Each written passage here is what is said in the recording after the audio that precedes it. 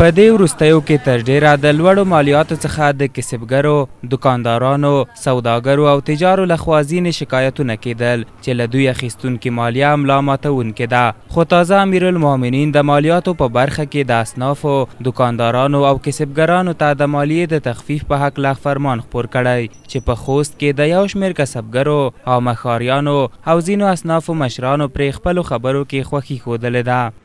ډېره ښاریانو ته ډېره پیدا رسیږي، ولې چې په مثال په 20 روپۍ یو شی وي چې مالیه په ماپ شي 15 سره رسیږي، نو 15 سره رسیږي، ولس ته یې پیدا ورسېده که نه.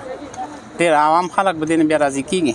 دا خو ډېر د امیرالمؤمنین ډېر ښکلی فرمان ده. دکانداران، تجاران ډېر خوشحاله دي چې دغه څوک 100 لکه افغانۍ سرمایه ولري او دکانداران ډېر خوشحاله دي چې دغه مالیه معاف شوه، کېدای شي دغه شیان نور هم راولویږي او دکانداران ډېر خوشحاله دي په دې باندې. ولس ته ګټه ورسیږي که نه، او په ولس چې څومره وطن کام کړلی شي ولس را دا د داسې کړنو نه کمیږي چې مالیې معاف شي، مثلا دغې واجې نه به شیونو کې ارزاني راشي.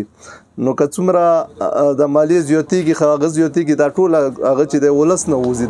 ځینې نور بیا له حکومت او دکاندارانو د یاد فرمان په تطبیق کې همکاري غواړي او زیاتوي چې دکانداران د ولس اړتیا په پام کې ولري او د خرڅلاو توکو قیمتونو ته ځانګړی پام وکړي.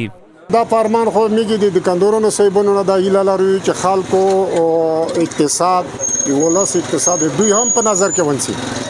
دا فکر دی نه کی چې وشه چې دی ولته مالیه معاف شوي د زړه مو زول وړای دی نه.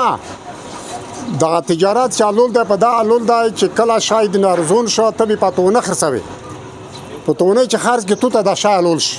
دکانداران دا څه وکړي چې په جن سره گزاره وکړو، ځکه چې دکانداران داسې دي کنه چې دا مالیه معاف کړی دو 100 لکه نه کوزه 100 لکه نه چې پوسوي حاله ورکوي. خو ځینې نور بیا د حکومتونو لخوا د ولسونو غوښتنو ته پام د اړیکو په پیوست کې مهم یادوي. یو طرف ته کری ته ضروريږي، بل طرف ته خپل مالیه ته ضروريږي. د مالیه د پیسې ډېر پیسې دي چې 100 لکه خي دا 100 لکه روپۍ خي چې بدا د لګه کامې دانه دا به کی کام شي په دا نور پیسې چې ډېر لري په ادا کام شي مالیه د په کام شي چې خلک ولس همکاري وکړي د ولس زون سوي سي ولس زون ضروري کو دا کې دي کونډي یتیمه پیدا کړي د تجارت پیدا کړي د ولس پیدا کړي دولت پیدا کړي. ولا مخکې خو هر شي ته زبردو کریا زیاته و مالیه زیاته و او جنس جګړه تلو افغانۍ به کله په یو ریټ وکړه او بل ریټ هغه کې نقصانونه و ګټې نه وي. اوس الحمدلله افغانۍ هم جګه دو او مالونه هم سوګه شوي دي، مالیه هم ورته معاف شوي دي، کریو کم ته راغلی دی. الحمدلله ډېر خوشحاله. د یادونې ده چې د یاد فرمان په لومړۍ ماده کې راغلي چې که د اصنافو، دکاندارانو او کسبګرانو کلنی عواید د فروشاتو سره جمع تر 2 میلیون افغانیو پورې وي له مالیاتو څخه معاف دي.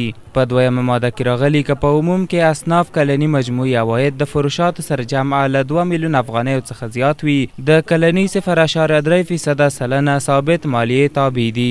او ترڅنګ یې د فرمان دریمه ماده کې راغلي چې یاد فرمان د 1403 مالی کال له پیل څخه نافذ او په رسمي جریده کې د خپور شي.